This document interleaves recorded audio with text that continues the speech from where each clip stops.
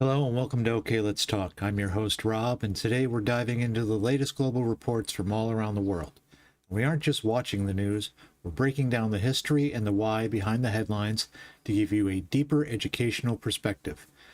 All of the commentary falls under Fair Use Section 107. With that said, let's get to the analysis and watch some news.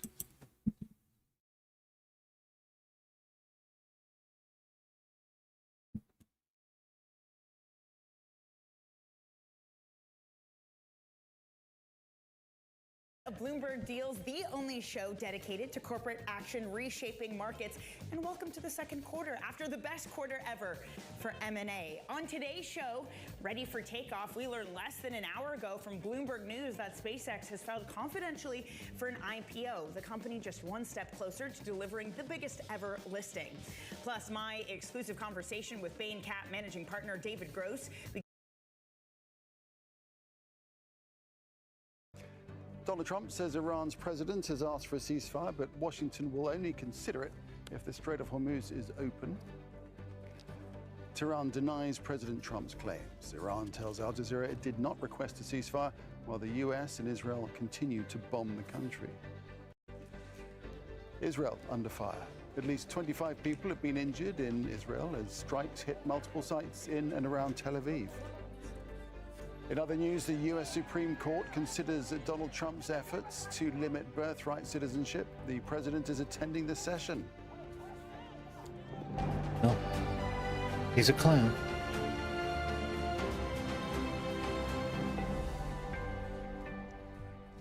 So, US President Donald Trump is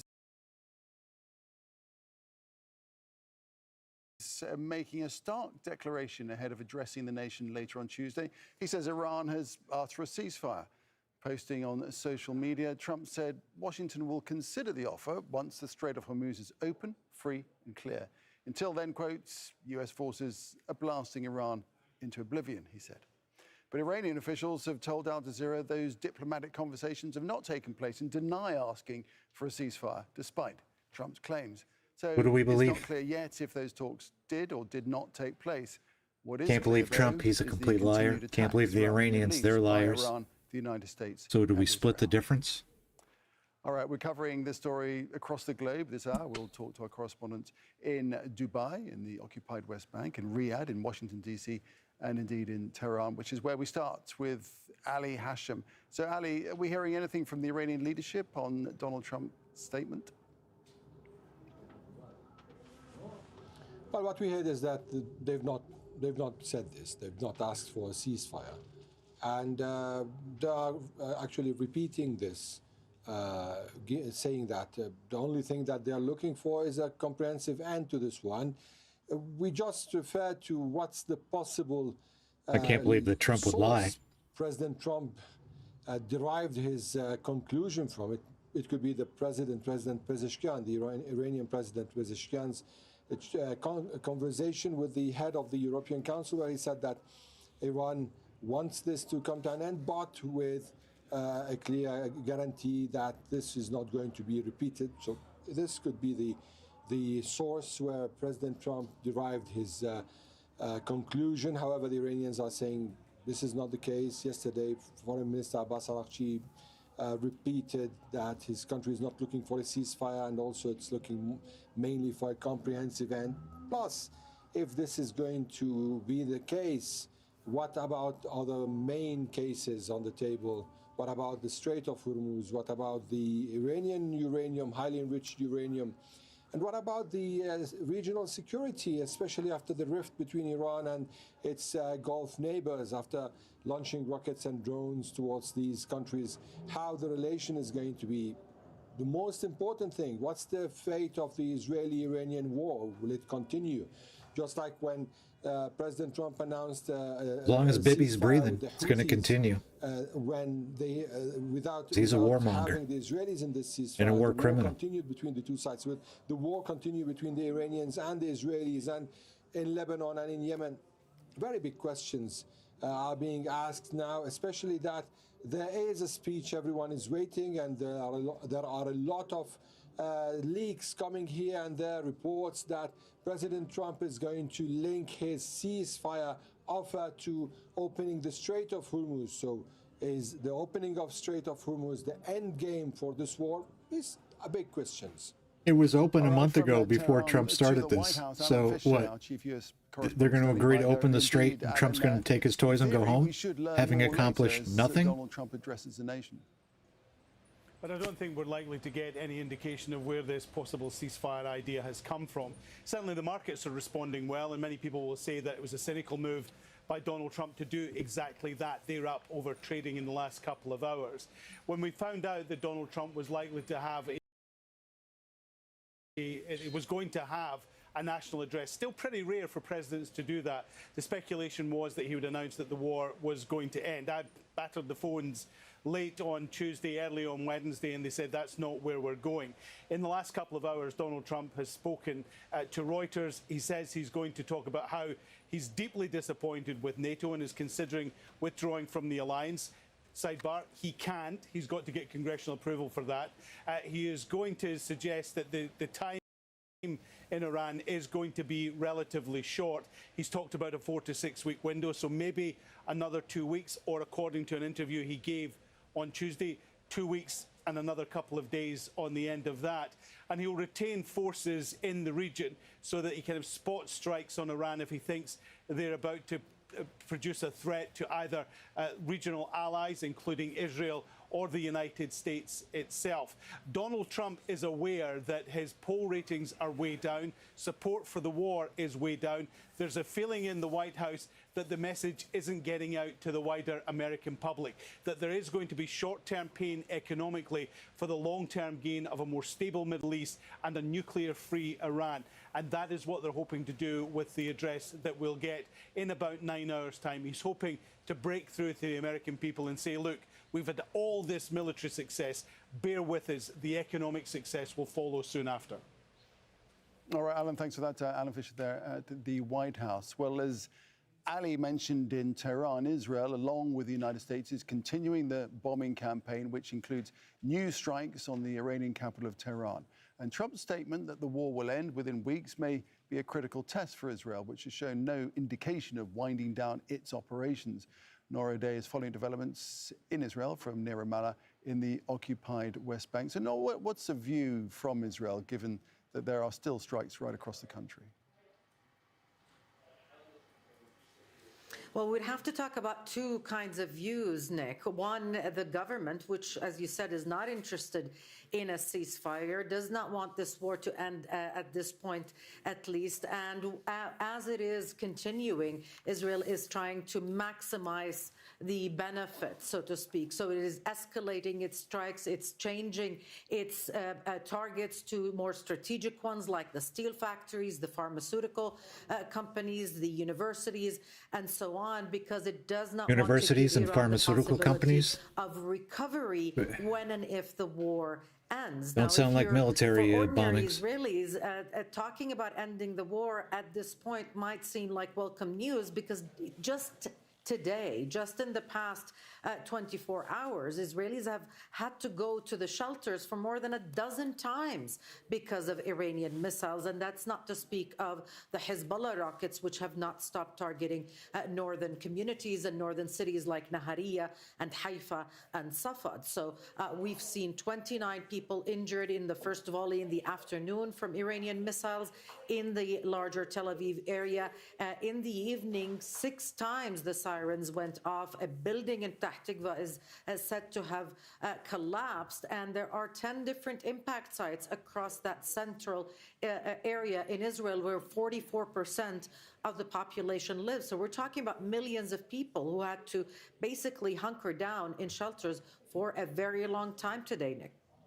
No, thanks for that, Nora Day there near Ramallah. So, Ali, back to you in Tehran. Thought they were totally obliterated. Hitting Israel, but of course also hitting Iran, and Iran's industrial bases have been struck. Well, indeed, yeah. Actually, even a couple of hours ago, there have been a couple of attacks here in Iran to the east, in Tehran to the east of the capital. Over the past hours, we've heard of another attack on a steel factory. A lot of concentration on factories, industries, pharmaceuticals like yesterday. And this is having also its own reflection on and impact on the Iranian people, especially when it comes to, for example, pharmaceuticals.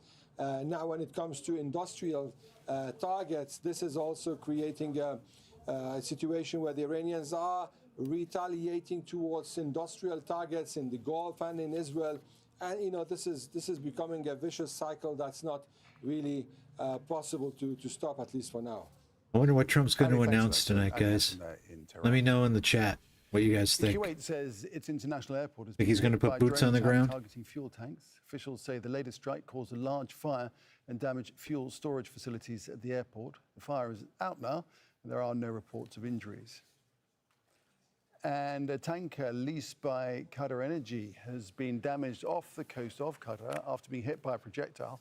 The British Maritime Monitoring Agency said the incident happened about 30 kilometres north of the industrial city of Ras Laffan. Let's cross to Zain Basravi in Dubai. So Zain, no let-ups, it seems, in attacks across the Gulf. That is correct. Every time there's an attack in one of these cities in the GCC region, it just cements a little deeper the fact that they are truly on the Trump had front line obliterated of their this conflict. military. Maybe not a Haven't we ground been war told yet, that multiple and times? hopefully it won't go there. But in terms of naval attacks, in And this terms war of is over. aerial attacks, They're done. Their the military GCC is was destroyed. roped into this war unwillingly from day one, and it Still has launching become missiles. a semi-permanent Still front line, sending and drones. That's the fear of GCC leaders with every one of these attacks. Let's just look at the events today. Here in Kuwait, of course, it's the second time in as many weeks that there's been a fuel tank fire from an attack at the Kuwait International Airport. It's perhaps a silver lining that they were able to put this one out so quickly. The last time it took almost 3 days for them to put out that fire. Kuwait's International Airport, other international airports, major hubs in this region, consistently targeted as part of Iran's retaliation against targets in the GCC. In Qatar, the defense ministry saying that at least 3 missiles were launched at Qatar from Iran today. 2 were intercepted. One, of course, hit the Aqua One oil tanker leased by state-owned Qatar Energy. Qatar Energy saying that this incident happened about 31 kilometers north of that major LNG hub at Ras Laffan that was hit in days previous and is currently offline. Now, we know that that vessel was hit on the port side above the waterline, and there was some risk of a projectile that remained unexploded in the engine room, but we know that there hasn't been any developments since. No injuries. The 21-person crew was evacuated safely, and there hasn't been any environmental incidents since then. Elsewhere, we do know that, of course, in the UAE, there have been multiple attacks today. The latest report being put out by the Minister of Defense saying they confronted 5 ballistic missiles and 35 drones on separate occasions. The UAE has seen the largest number of attacks of all of the GCC countries by Iran. Elsewhere in Fujairah, debris fall killed a worker on a farm in Rifah area of Fujairah. And I don't know. Why are conservatives so idiotic? Debris fall. In Bahrain, there was a Thanks for showing up, facility Critical. belonging to a private Like and company subscribe, buddy. that was damaged. IRGC putting out a statement saying that they attacked military personnel of the United States there, but no confirmation of that, but they are claiming that's what that attack may have been. Again, Thanks for the engagement. We're waiting for confirmation on anything like that. Saudi Arabia confronting multiple drone attacks as well. And really, this carries on day after day. The consistency of these attacks is something that is becoming very worrying for GCC leaders as this conflict enters into its 5th week. And Zain, of course, flights have been happening, but we're now hearing of flight restrictions being imposed on Iranian nationals by the UAE. That is correct. What we're hearing from airlines here in Dubai, Emirates, Fly Dubai, saying that Iranian nationals will not be allowed to transit through or enter the United Arab Emirates. Now, there were murmurs of this in recent days. The statement on the Emirates website really putting a fine line under Guess what the seems to be UAE is going to get policy now, involved for militarily. Iranian travelers. The website says only Iranians what I'm with a reading. golden visa for the UAE, senior professionals, athletes, and family members of Emirati citizens will be allowed to enter the UAE. Otherwise, transiting and entering the UAE for Iranian nationals, a diaspora which is very wide, very culturally entrenched in the Emirates for some time, they will no longer be allowed here. And what we understand is more than 1,200 Iranian citizens have left the UAE since the war began. Really what this is a reflection of how in times of conflict, borders don't just become hardened, they become selective. And what we are seeing now is the shifting of policy based on a heightened security stance by the internal security apparatus, not just of the UAE, but of multiple GCC countries. That hardening of the security stance is beginning to affect the lives of people who are trying to move around this region. Zaid Basravi there in Dubai. Thank you. And now to Russell Serdar in Riyadh. And Russell, so Trump's comments have refocused this US goal to reopening the Strait of Hormuz. How integral is this? Trump's comments are not to be believed. Well, indeed. So the Gulf nations are extremely interested in this and want it to be materialized because this is the biggest threat that the GCC's economic stability and the energy strategy is facing since its formation in 1981. Just since the beginning of the war on, more than 400 million barrels of oil were removed from the global market. This is quite huge. And just before the war, the 20% of the global crude oil and 20% of the LNG, liquefied natural gas, were being exported through the Strait of Hormuz. And now that has dropped around 5% of the normal level. So this is the biggest disruption to the oil and the LNG supply to the global Gonna keep global paying high market prices in for the everything. modern history. So Gonna get just worse let's the more Trump remember, keeps this there going. have been several major refineries, gas plants, the export terminals that have been attacked by Iran in Saudi Arabia, in Qatar, in Bahrain, in Kuwait, in United Arab Emirates, including Ras Laffan gas plants in Qatar and Ras Tanura and Yanbu energy facilities in Saudi Arabia. So now, compared to the beginning of the war, before the war, what is happening, what is being flown to the international market is just a trickle. And now Saudi Arabia is trying to increase its western coastal production. So simply getting the energy from the east to the west to a safer area and export it through the Red Sea. And they're saying that they have increased that capacity of east-west pipeline from 2 million barrels of oil per day to 7 million. However, still compared to the pre-war area, it is just a trickle. Russell, it's pretty evident that there's some sort of talks going on in some shape or fashion, but mainly involving third party, it seems.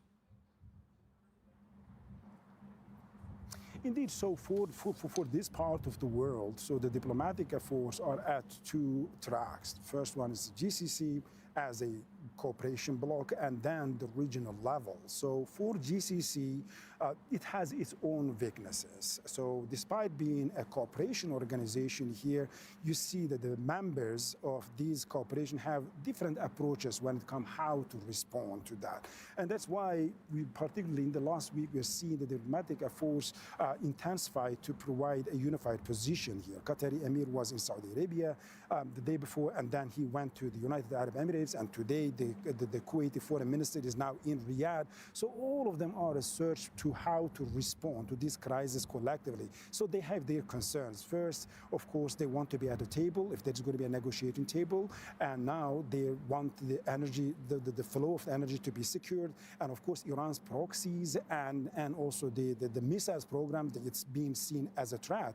When it comes to the regional countries, then Saudi Arabia, the Turks and the Pakistanis and Egyptians are involved in these diplomatic efforts, and they are concerned about the economy, about the instability of the borders, and also they want to contain the war. So in that sense, these two levels of the diplomatic engagement. What do you all think about Trump showing up at the Supreme Court today? Still, it's difficult to say You think he's going to get his way with his executive order for birthright citizenship? Russell, thank you for that. Russell, let me know what you think in the chat. Riyadh. Well, let's try and see where we're at. You think the Supreme Court's going to laugh him out of there? Professor at Georgetown University here in Qatar, also didn't look like it went too well for him today. Let's welcome Paul and Danya Thalfa, who is the executive director of the Gulf International Forum, a think tank based in Washington, D.C., also a lecturer at Georgetown University. Welcome to both of you. And Danya, I'd like to start with you. So all eyes on Donald Trump's pronouncements later when he makes this address to the nation. Do you hold out any hope that we're at the point at which we might open a door to resolution? You know, it's hard to say, because from Trump's perspective, I think you know, the best way to look at it is war is deception to him. Not at all and what? He likes to have different Okay, cards Joe. that he can play. And as you can see, his messaging has changed from day to day, hour to hour. So it's hard to follow. But I think that President Trump would likely frame this war as a success. And as he has been doing, narrowing the objectives and redefining the objectives to fit in the frame of what they've achieved so far in this war. What have they However, achieved? I don't think, you know, as he They haven't achieved tweeted, anything. talking about there's a ceasefire agreement is going to be what's going to be discussed at the table. ceasefire, right? Yeah. That Iran wanted. You don't think Trump will win in the courts? Parties, Yeah. or three parties in this war. I don't think so.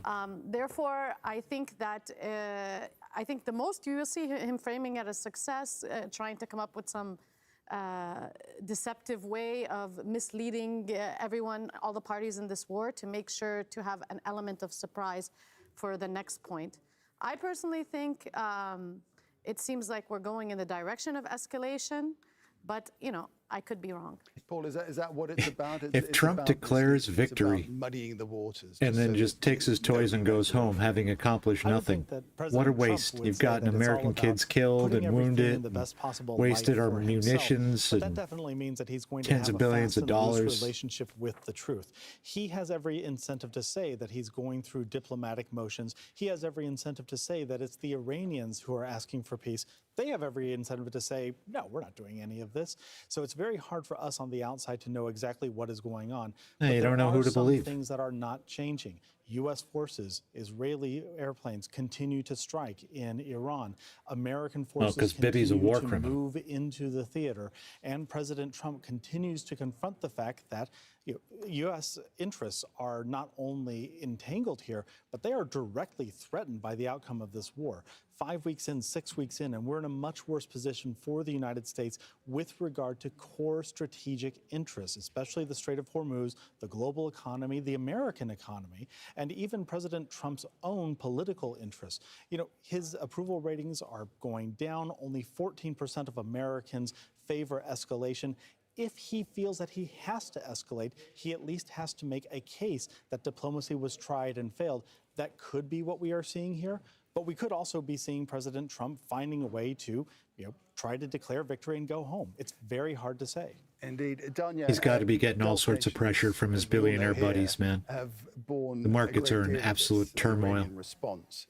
What is the responsibility now of the GCC in trying to tackle He's got to this, be getting trying pressure to pull out. seek a way towards resolving it, finding resolution?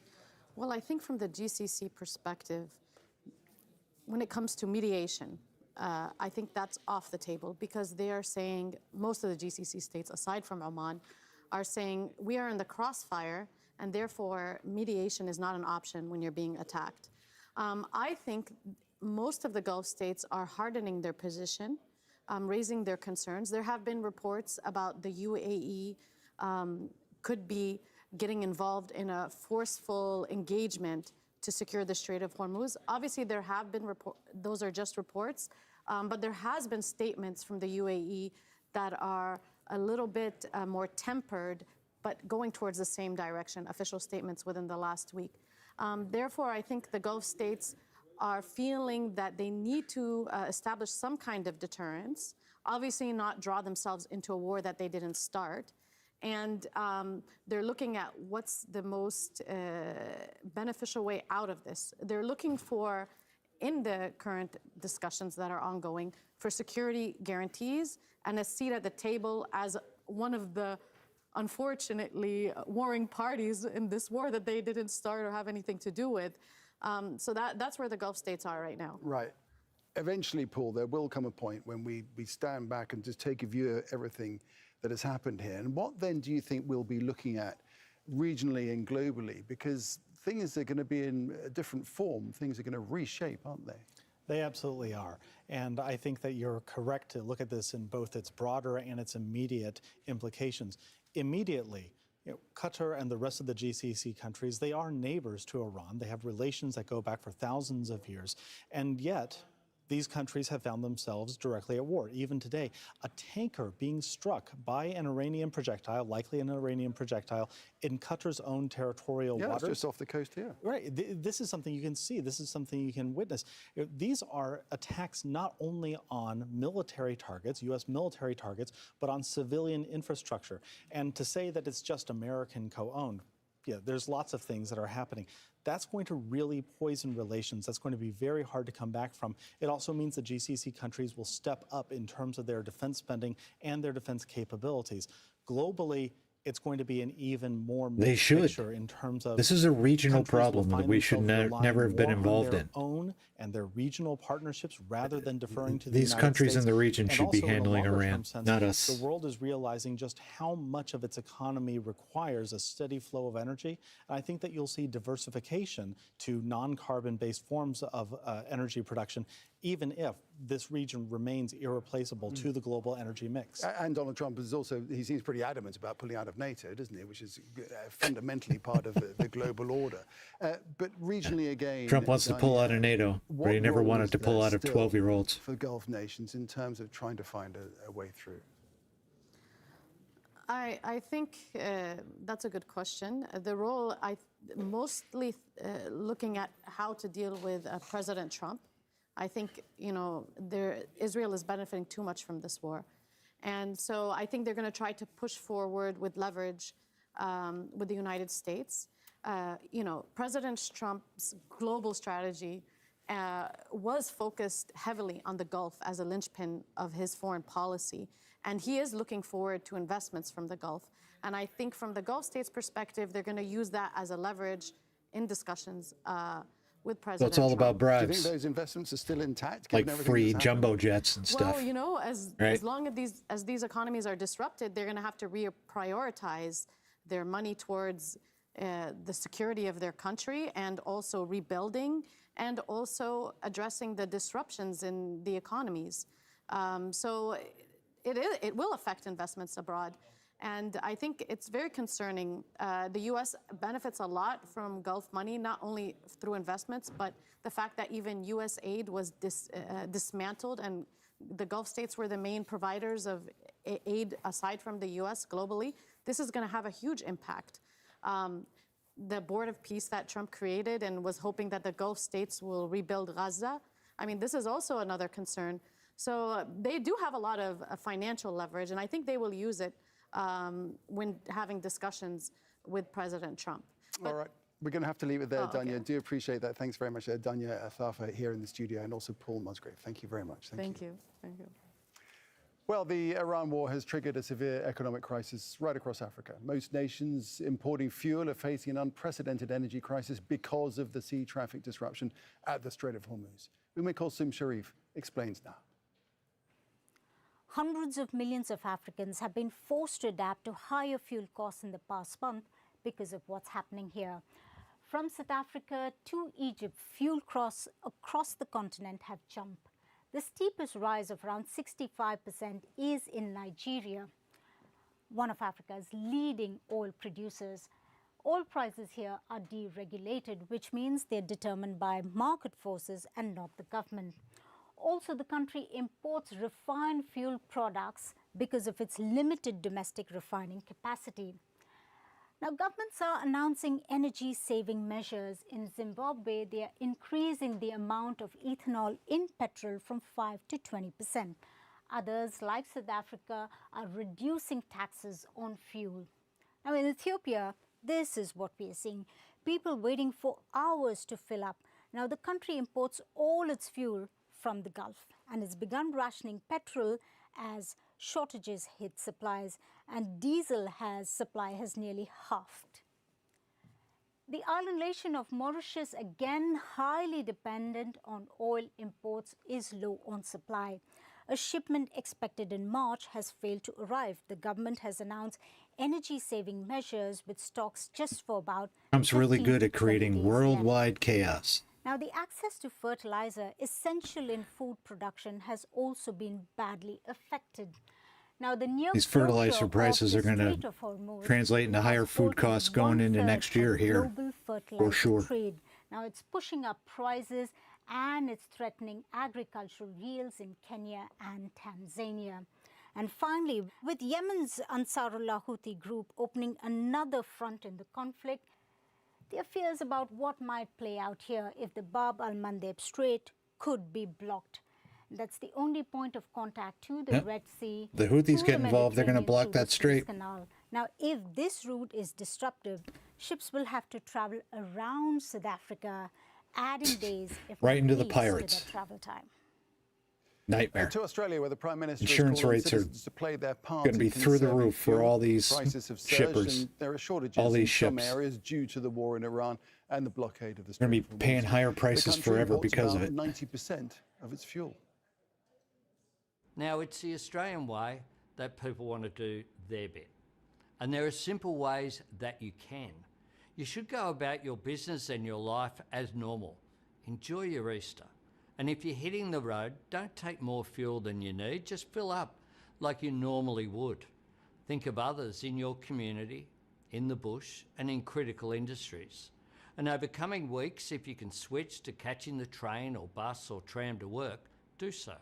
That builds our reserves and it saves fuel for people who have no choice but to drive. Farmers and miners and tradies who need diesel every single day. And all those shift workers and nurses who do so much for our country.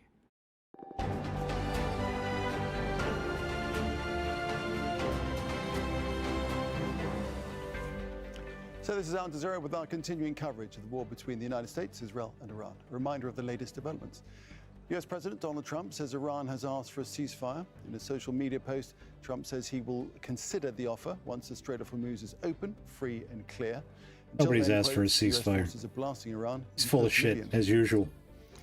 Speaking to Al Jazeera, Iranian officials have denied such talks and say they've never asked for a ceasefire.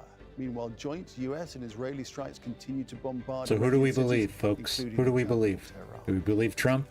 And A known Kuwait liar? says its Do international we believe airport was Iran? hit by drone Known attack liars? targeting fuel tanks. And a tanker leased by Qatar Energy has been damaged off the coast. What of does Qatar Trump have after to being say hit tonight? by a projectile. Is he The pulling International out? Energy Agency says putting the boots on the current crisis ground? is worse than the oil shocks of the 1970s and the fallout of the Ukraine war combined. Iran has fired missiles towards Israel, injuring at least 25 people. The Israeli ambulance service says a cluster munition missile hit multiple sites in and around Tel Aviv. Health officials say children are among the injured. Nid Ibrahim reports now from Ramallah in the occupied West Bank. An Iranian cluster munition shattered a long pause. It had been 19 hours of relative silence from Iran, but at 7 a.m. local time, a fragmenting war had struck nearly a dozen sites in its central region. In Bnei Brak, east of Tel Aviv, several people were injured. The missile caused major damage to homes and buildings, and Israeli media say at least 100 people were forced to evacuate their homes. The Psychological Flexibility Unit is currently working to provide treatment and evacuation for those suffering from psychological trauma and panic attacks. We're still conducting search operations. Further attacks from Iran continued on Wednesday morning. At one point, sirens blasted across nearly all of Israel, warning of coordinated attacks from Hezbollah and Iran. Some missiles targeted military bases near Tel Aviv, while others were fired towards southern Israel. Estimates suggest that Hezbollah launched 50 rockets and drones against northern Israel in 24 hours. Yemen's Ansarullah al-Houthi group also fired a missile into southern Israel. The Israeli army says it was intercepted. Tuesday is the eve of the Jewish holiday of Passover, and Israeli sources expect Iran and Hezbollah to increase their pressure on the ground. Politically, as the US president hints at a potential end to the war, the Israeli transformed Israel into a regional power and in some areas into an international power.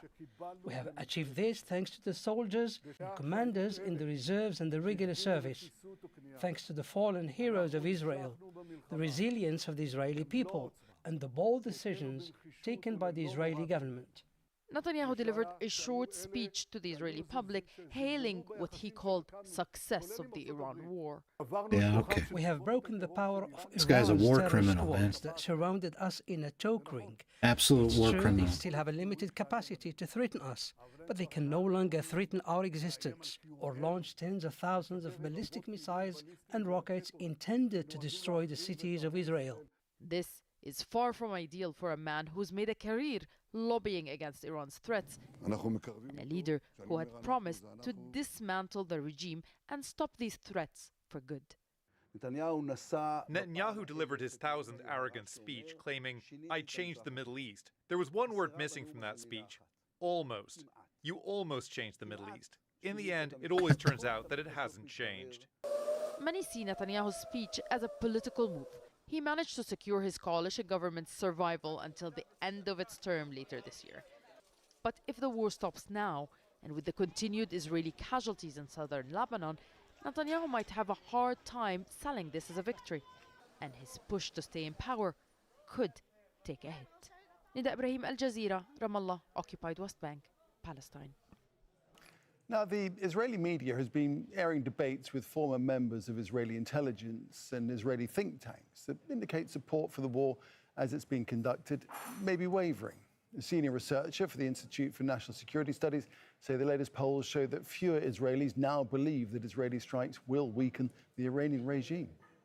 אנחנו יודעים שכשהתחילה המערכה הזו הייתה תקווה ואמונה גדולה מאוד בציבור שהמערכה הזאת תסתיים בניצחון, כמעט ניצחון מוחלט. אנחנו התחלנו את המערכה כשכמעט 70% מהציבור הישראלי חשב שהמשטר ייפגע קשות. שאנחנו מפרסמים הבוקר, כבר פחות מ-50% מהציבור, שמזכירה שהיה כמעט 70% לפני חודש, כבר פחות מ-50% סבור שהמשטר ייפגע באופן קשה. העורף לא חש כרגע שיש שינוי משמעותי בתמונת המצב.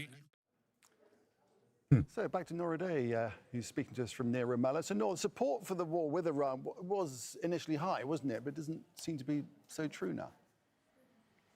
Well, support for the war here was not high at the beginning, and it keeps falling. Especially because Benjamin And support for Netanyahu, Trump in Prime general. Minister, set the bar so high. He promised Israelis that the regime would collapse very soon, that millions of Iranians would heed his call and take to the streets and overthrow the government. Those things have not happened. And the fact They're is not gonna happen. Former officials in the intelligence community and in the army have been coming out more and more and saying what Israel is doing with the United States cannot possibly produce a change in government in Iran. It is unrealistic. And the fact that the system has been able to stay intact and in command of the country so far means that simply will not happen. And now you see those cracks in the wall, that support waning. Support for the war itself may still be holding, but the confidence in those goals that Netanyahu proclaimed, in Netanyahu himself, are beginning to shake. All right, and Nora, Israel has another front, of course, and that is Lebanon. What's the view there? Well, in Lebanon, it's even more complicated, Nick, because Lebanon was a war of choice. The Israeli prime minister, the Israeli government decided to open that war front 2 days into the war, 3 days into the war with Iran. It did that after the Israeli prime minister said in November 2024 that Hezbollah was finished, and this was supposed to be the last push. But Israel is accumulating losses, and now there are more questions about where that leads. Let's listen in to some of the discussions in the Israeli media. בסופו של דבר נמצא את עצמנו הרגנו, הרסנו, חיסלנו, מה קרה? כלום לא קרה. ולכן הדרך קדימה היא להגיע לאיראנים עם הסכם. האיראנים זקוקים בנקודת הזמן הזאת לכלכלה בריאה כמו אוויר לנשימת ושרידות השלטון. So again, the discussions in Israel really focusing on the fact that Benjamin Netanyahu is starting all these wars, but the fact that he cannot finish them decisively, he is not delivering on those promises. And he's waiting on Trump's help to finish something decisively. He's wasting his time. Make a dent in public opinion, certainly raising the frustration among former officials who know, as far as the Israeli public is concerned, what they're talking about, Nick. Nora, thanks for that. Nora Day reporting. Thank you. Well, Iran has said Israel's campaign in Lebanon could be a hurdle to a deal to end the war. Israeli forces expanding their attacks in southern Lebanon as they continue to occupy the area. Zena Hodder has this now from Beirut. Israeli forces have invaded southern Lebanon, and Defense Minister Israel Katz says they won't leave, even after the current war with Hezbollah has ended. And while Israel's army says it is not operating against UN peacekeepers, the Lebanese military, or civilians, it has targeted an army position, killed many So critical. civilians, Do you and think called Trump on is UN going to put forces boots to on the ground? avoid Do you think he's going to combat try to zones take Karg that Island, residents plant a were flag told there? to leave. The mandate of the UN Interim Force in Lebanon, or UNIFIL, ends this year after decades, largely due to Israeli pressure. The Israel Defense Forces are in control of substantial areas immediately north of the Blue Line. The civilian suffering from the hostilities continues to mount. UNIFIL, on the ground carrying out its mission given by this council, has now also suffered fatalities. The UN is still investigating the incidents, but it says the situation in Lebanon has dangerously deteriorated with the fighting between Israel and Hezbollah. Israel has been trying to empty the area south of the Litani, and Lebanese officials are denouncing Israel's new occupation of the area. We call upon this council to act immediately and to condemn these statements clearly and explicitly, and to take the necessary measures to compel Israel to halt its incursions and withdraw its forces. So you think Trump is going to put boots on the ground somewhere in Iran? Israel Do you think that's a good occupied southern idea? Lebanon for 18 years before withdrawing in 2000. Israel's offensive against Hezbollah has no front line. Israel's airstrikes have again targeted the Lebanese capital. In a letter to Where the else UN would he Security drop Council, troops? the government in Beirut I mean, asked the Iran's international community to mountains secure and a clear deserts and commitment from Israel to stop all attacks it's a across harsh the place. country. Israel says it won't stop, and it is also refusing the Lebanese government's offer to hold direct negotiations.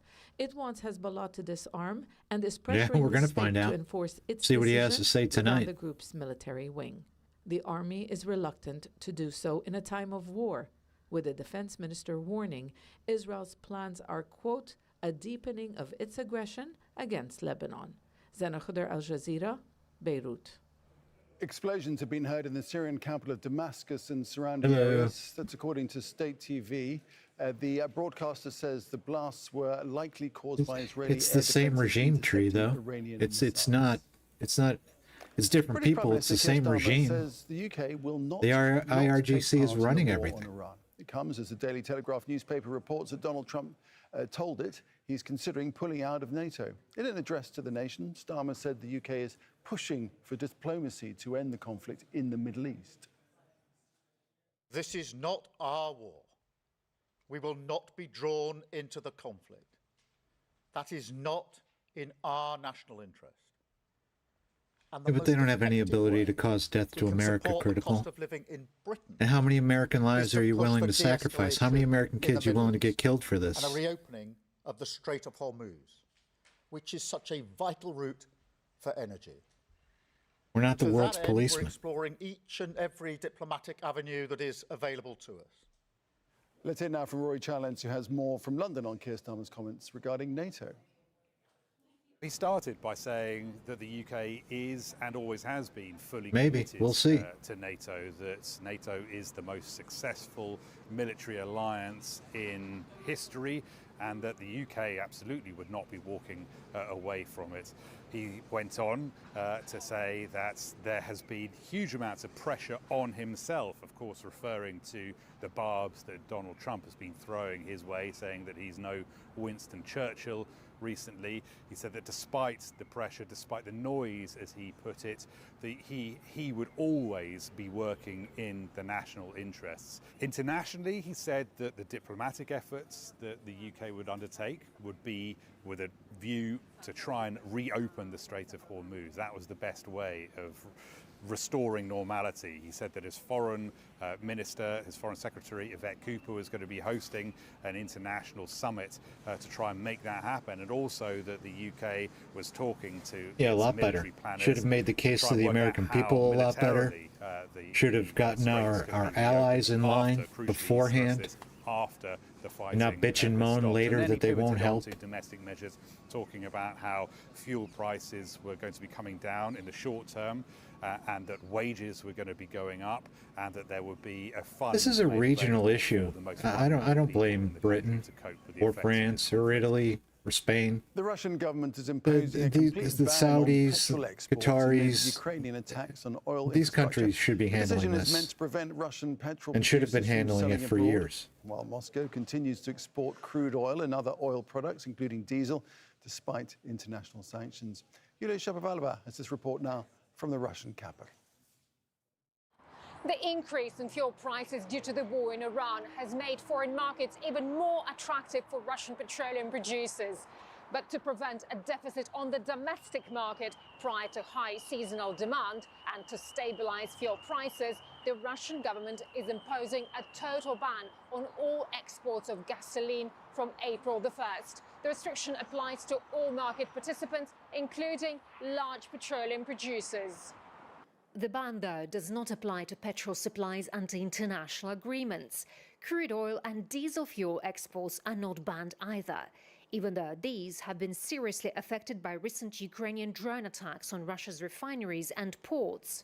Just last week, Ukraine struck the ports of Primorsk and Ust-Luga on the Baltic Sea. Well, as what well does as the Trump tell country's the other second NATO largest countries? refinery in the Leningrad region. Hey The up, attacks right? partly limited Russia's Get your ability shit to together, export start building oil your and oil weapons, build up your products. There is military. a fear We now could say that the the same level thing of to oil these other processing countries in the and region. exporting in Russia Bulk up. may decrease Stop in the relying near on us. future because of the I mean, I know you bribed Trump with a giant This is not jumbo the jet, first but time the come on. authorities have imposed a temporary ban on gasoline exports. The previous petrol export restrictions for small refineries military, were introduced in Iran's? September last year against the I backdrop agree, but of record they're growth still in fuel launching missiles, prices they're still and launching scheduled drones. shutdowns of refineries No, due all they have to continued do is Ukrainian drone threaten to attacks hit and the tankers risk of going through the seasonal strait, product and the strait shortage in remains some pretty much regions. closed. It was lifted at the end Nobody of wants to January insure these in order to tankers. avoid a surplus on the All you gotta domestic do is hit market. one.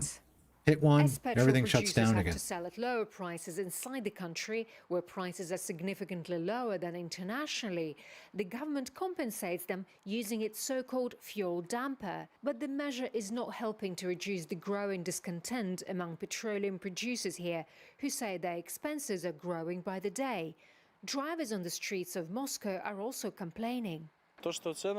I have been a taxi driver for a year, and in that short time, gas prices have gone up about 8% per litre. Gasoline cannot get cheaper here, so everything else will get more expensive too. Analysts predict that the gasoline exports ban can slow down domestic price growth, but it will not lead to a serious reduction in prices. And the external market situation will continue to have a negative impact on the Russian petrol market, even without the gasoline exports. Yulia Shapovalova, Al Jazeera, Stop with the Moscow. Biden crap, dude. Check out Biden's prices right at the end, towards the end of his administration, man. Prices are much higher now.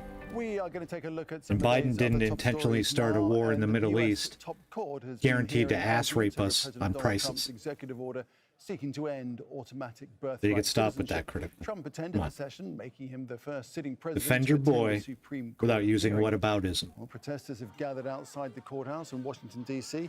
They're rallying against the president's order, which would prevent automatic citizenship for all babies born in the United States, a right under the 14th Amendment to the Constitution. The court's decision is expected by the end of June. In Burundi, an explosion at a military depot has killed dozens of people. The blast, which happened on Tuesday in Bujumbura, triggered large fires and forced people to flee the area. Authorities are still assessing the scale of the damage and casualties. Burkina Faso's military government has announced reforms to the country's school system to try and strengthen national sovereignty and patriotism among children. Interim President Ibrahim Traoré took power in a coup in 2022, promising to increase security and combat armed groups in the Sahel. The UN says about 2 million people have been forced from their homes by the violence, and thousands of schools remain closed. Malcolm Webb reports now from a school near the capital, Ouagadougou. Burkina Faso's military government says singing the national anthem in local languages will help these children grow into patriotic citizens, and that so will their locally made traditional clothes. It says it's introduced 13 local languages in schools. We do the same thing taking here. Power 4 years ago, its leaders have distanced themselves from the former colonial power France and expelled its military. All the classes were taught in French in the school that we were allowed to visit. La révolution a ouvert 700. It was the Minister for Primary School Education who gave us permission. Aujourd'hui, comment on fait pour que l'école... This change in schools is about allowing our children to relearn our national history, to be educated in civic values, and to have a sense of patriotism. It's when you are not patriotic that you can betray your country. So what would be the point of opening schools when all the people who are there will destroy and spoil this country? Destroying the armed groups, which have attacked schools in most parts of the country, is something the military government says is its priority. It says it's recapturing territory. Since Captain Ibrahim Traoré led the coup and took power in 2022, conflict observers say the armed groups have grown stronger and reached further than ever before. Here, near the capital Ouagadougou, is one of few parts of the country that's remained relatively peaceful. The government says by growing crops in schools it can feed the children and reduce dependency on food aid. And it says by teaching the children patriotism, it will prevent future generations from picking up arms and fighting the government. Burkina Faso has been ruled by leaders who took power by force for most of its history since independence from France in 1960.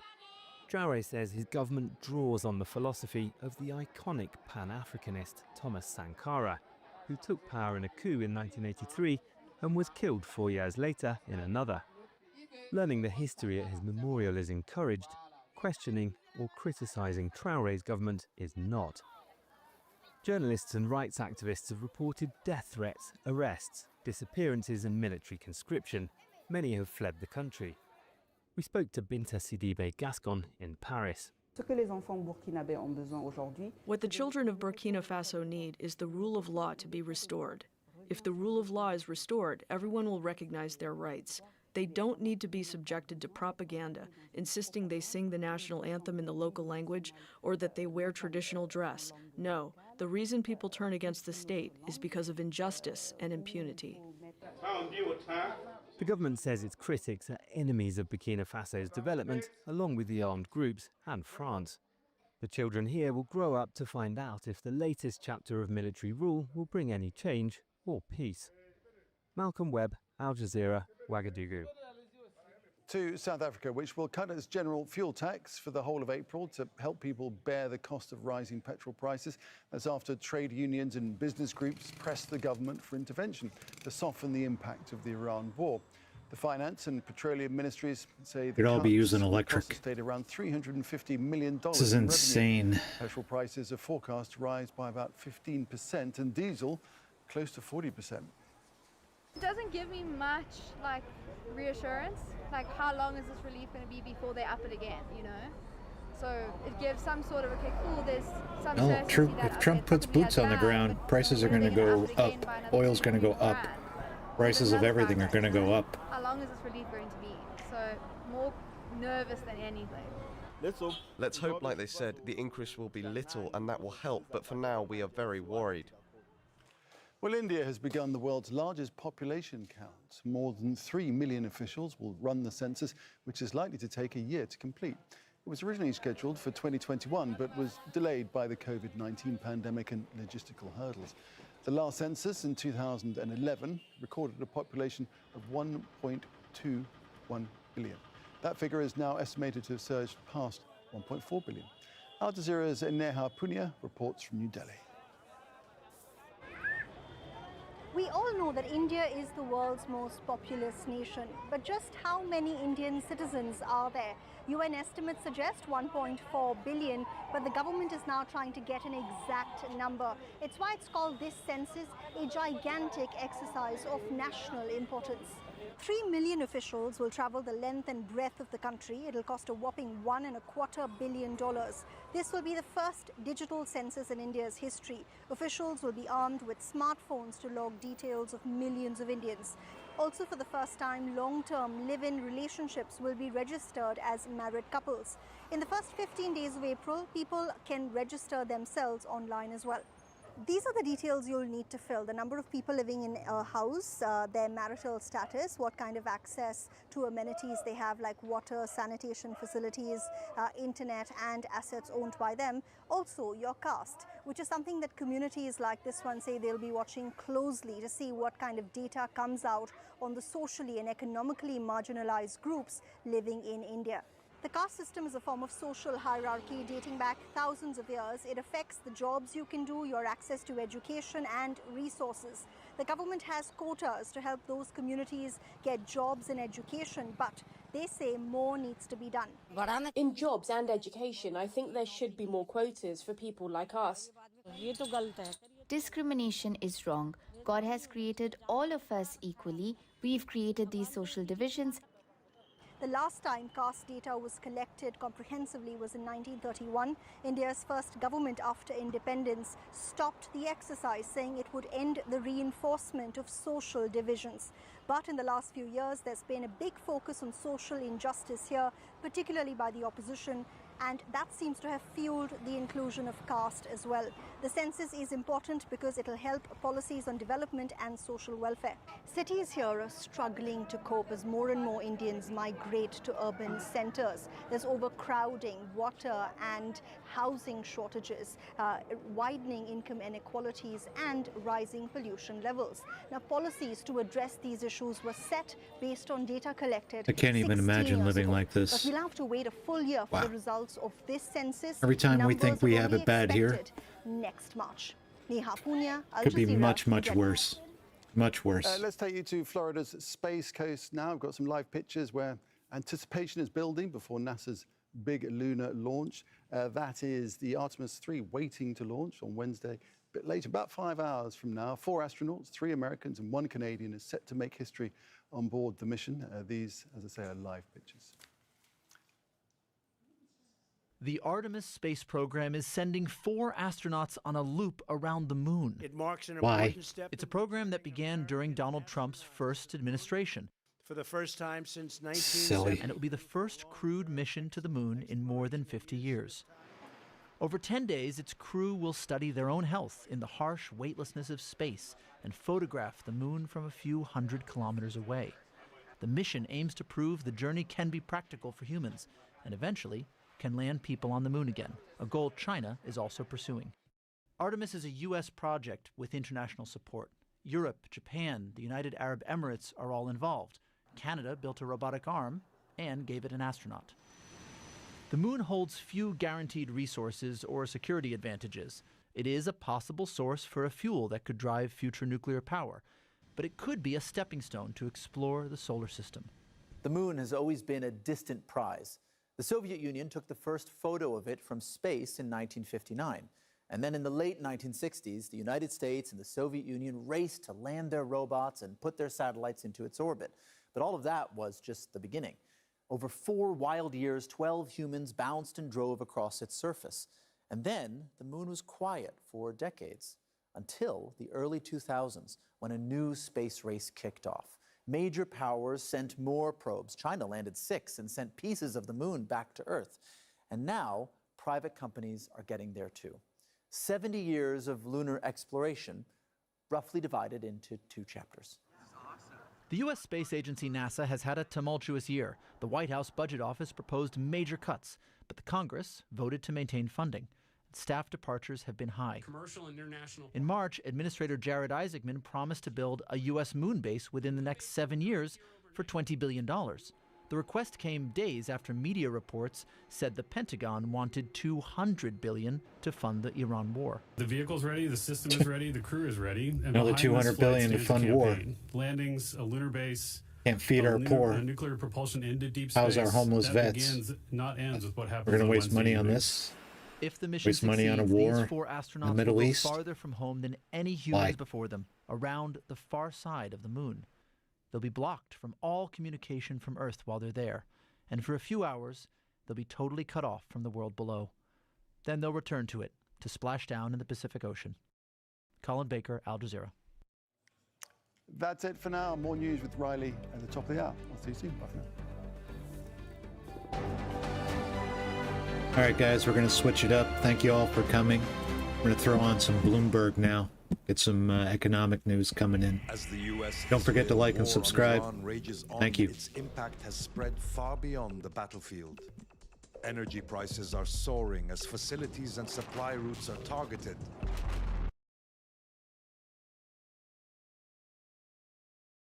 Changes everything. Join me each week on Wall Street Week for stories of capitalism from business, markets, economics, tech, and climate. More than what you need to know, it's what you need to think about.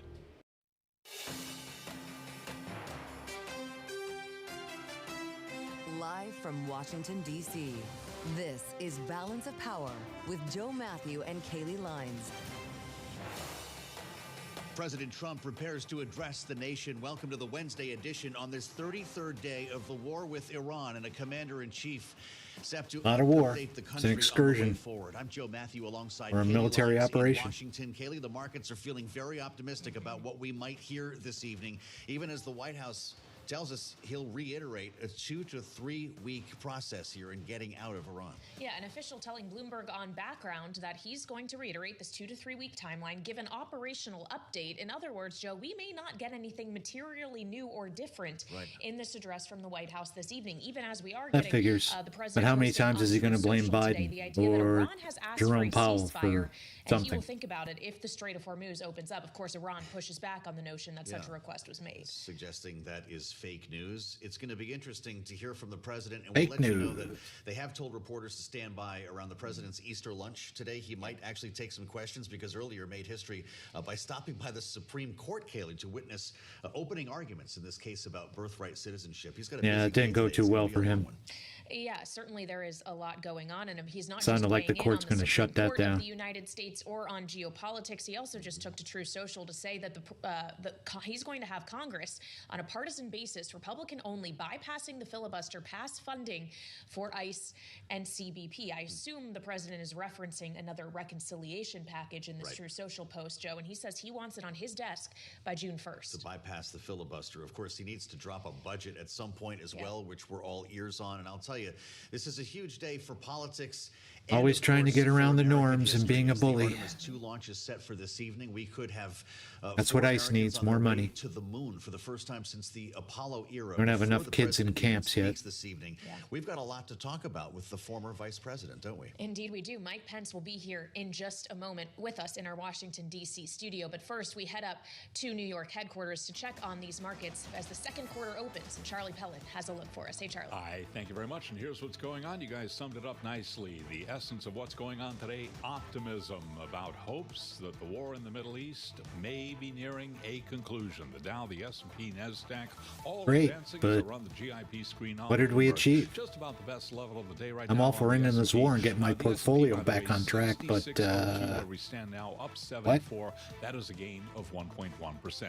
The Dow up 413 points, up 0.9%. NASDAQ Composite Index rebounding again today, up 1.7%. Russell 2000 Index up 1.6%. All of this with the VIX, Wall Street so-called fear gauge, below 24. The 10-year 4.29% with a 2-year 3.79%.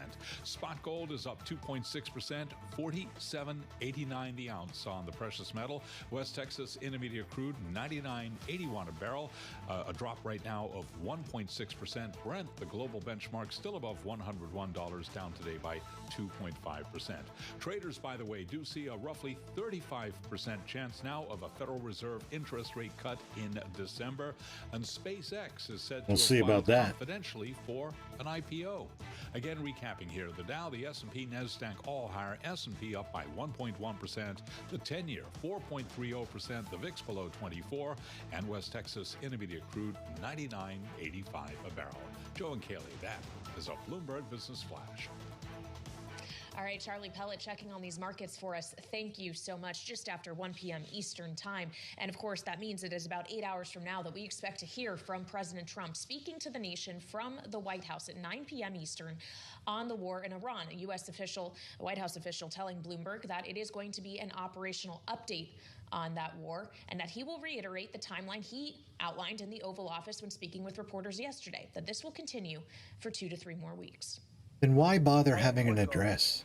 They will have no nuclear weapon, and that goal has been attained. They will not have nuclear weapons. How has that goal been attained, Don? And I think within How exactly? You didn't go in and get the uranium. You didn't obliterate their nuclear sites. knock out every single thing they have. Now, it's possible that we'll make a deal before that. And maybe he will be speaking about a deal this evening. There's so much we don't know about this address that we will bring you live, A of deal course, with here who? Himself? on Bloomberg TV and radio. Again, it's at 9 p.m. Eastern, so the president will be getting in living rooms across the country in a fairly rare primetime address. Will he talk about troops? Will he talk about withdrawal? Is the market optimism justified? Just some of the questions that we have for the former vice president. I'm glad to say Mike Pence is with us. Only as justified promised, if we're former Vice getting out of President here. Of the United States, the founder of Advancing American Freedom. Mr. Vice President, welcome back. It's great to see you. Thank you. Good to be back. What's your anticipation, your expectation for what the president might say this evening? And are you worried that the U.S. could leave the region with the Strait of Hormuz still closed? Well, first, let me say, Well, if we leave, they'll Americans should just be open proud it of back the up, extraordinary right? work our men and women in uniform have done over the last month. I mean, taking the fight directly to the leading state sponsor of terrorism in the world. Iran has been a source of violence and mayhem, has claimed American lives, and lives So of have our we. allies. So and is Israel. Its malign influence across the region. Let's not for get it 47 twisted. Years. So I'm proud of our troops. I'm also proud that President Trump pulled the trigger and made the decision to move against Iran. To simply cannot allow Iran to obtain a nuclear weapon, but to be able to hit the regime and simply say that the time of you sowing terror across the region are over, I think was action whose time has come. But I will tell you, I'm pleased the president's taking his message directly to the American people in prime time tonight. Yeah, since his poll numbers are somewhere underneath the Marianas Trench, guess he doesn't have a choice. Shy about explaining their rationale for the war, but I think sitting behind the desk in the Oval Office, as I was present for the president to do a number of times during our years together, I think sends a message to the American people about our resolve, our support for. Nobody's going to watch it, dude. He'll speak favorably about this mission. Only psychos like me will watch it. People on our progress, but I also expect there will be a call out to our allies around the world about the need to come alongside America and make sure that we finish this job and don't just open the Strait of Hormuz, but that we make it clear that the free world will no longer tolerate the violence and terror that has flowed from Tehran for 47 years. Well, on that call out to our allies, Mr. Vice President, making the ask now versus giving them warning and making the ask before these operations began, why would they answer the call? Should have got our ducks in a row beforehand. Well, because they're our allies, Kaylee, and I'm particularly disappointed in the United Kingdom. I mean, really, since World War II, Really? we've had what I'm sure they're thrilled with you, what Mike. we call a special relationship with the United Kingdom, which, as I saw Give me a firsthand break. during my years in Congress and then when I was vice president, that when we go, the UK goes, but not this time. And I think Keir Starmer has fumbled in ways that are not reflective of the deep and abiding ties between the American people and the people of the UK. That being said, there have been other allies that have stood with us. The German Chancellor has spoken boldly about America and Israel taking the fight, which was also their fight to Tehran. But to see allies like Spain and even Italy restricting access of U.S. air power to either their airspace or their bases, it's just unacceptable. I expect, knowing him as well as I do, I expect you'll hear the president speak out about that tonight. But look, at the end of the day, This was not a moment where America started a war a month ago. This was about a president and American military and courageous Israeli forces being willing to try and end a war that's been being waged against America, Israel, and the West for all those decades.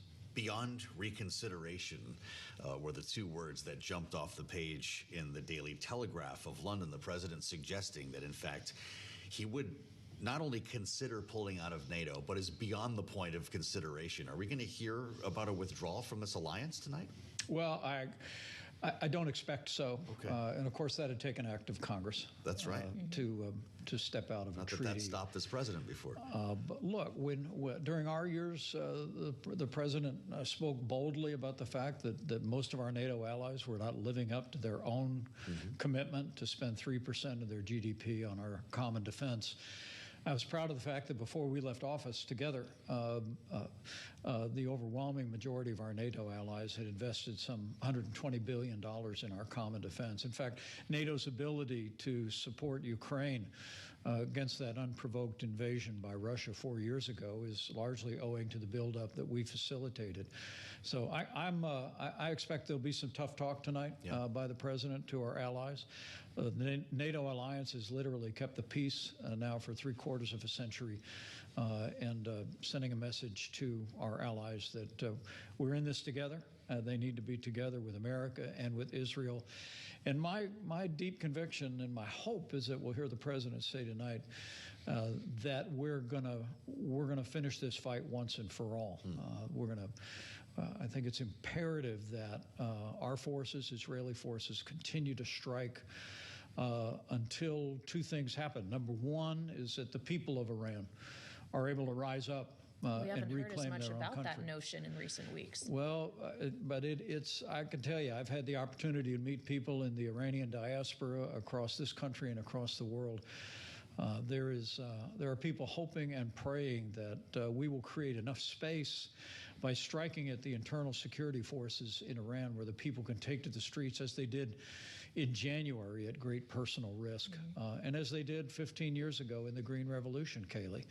But the other thing is, I think it's imperative that we finish the job once and for all to restore deterrence on the world stage. Look, Beijing and Moscow are watching this conflict very closely, and if we were to stop short, if we were to take anything less than really a fundamental change in Iran and its ability to project force against others and its own people, I think that would only embolden authoritarian regimes around the world. Even if it necessitates ground troops? Well, I don't believe it will, but at the end of the day, I think allowing this regime, a terrorist regime, to retain power, even with new faces, would imperil America's interest, imperil Israel, and I think ultimately be a disservice to the lives that have been lost in the last month and to all of those that have been lost over the last 47 years. Look, as I said, I'm incredibly proud of our armed forces and the job that they've done. I'm proud of the president for pulling the trigger, but now I think it's essential that we finish the job once and for all, and I'm hoping to hear that from the commander-in-chief tonight. When you think back to the first term and the conversations you had with the president, I'm just wondering if this was one that you were actively having then. Were there battle plans to deal with Iran at that point? And if that's the case, why didn't you decide to go in so many years ago? Well, it was obviously your military is always developing contingency plans, but I can tell you what we did in the aftermath of 8 years of appeasement by the Obama administration was we got out of the Iran nuclear deal. We isolated Iran economically and diplomatically as never before. We unleashed our armed forces to take down the ISIS caliphate that was supported and sponsored by the mullahs in Tehran. And of course, the president made the decision in early 2020 to take out the head of the Iranian Revolutionary Guard, Qasem Soleimani.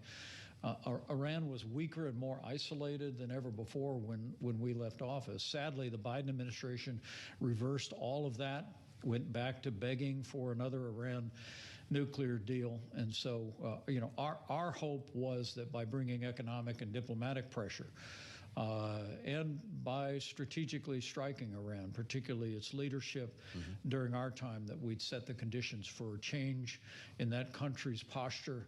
But when this administration came in, the threat of a nuclear Iran... It's always someone else's fault, right? They're blaming Barack Hussein Obama or sleepy Joe Biden. ...forces in the history of the world a month ago. But again, this battle's been going on for 47 years since Iran, the mullahs came to power and took American hostages.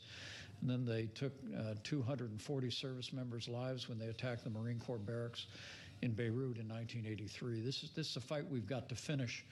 And I hope the president conveys to the world that we expect our allies to come alongside, and we're going to finish this fight. But it seems that the finish you envision, Mr. Vice President, is a military one, not a diplomatic one. Do you see no real prospect for a deal, for a successful negotiation? Well, I would tell you that... These warmongers are going to get thousands of American kids killed for no reason. Change. Look, we've the president is arguing it is a new regime. Well, look, he says they're more reasonable. I know the president's reflected on. It's not regime change. Voices, and I hope he's right. I pray he's right. But the search for moderate mullahs in Tehran has been going on for decades. We can't seem to find any. But that's not true of the Iranian people. I want to say, with the global reach of this network, I've had the privilege to come to know people who fled Iran, whose families are still there. This is a very modern country, very Western-oriented. It's a very young country.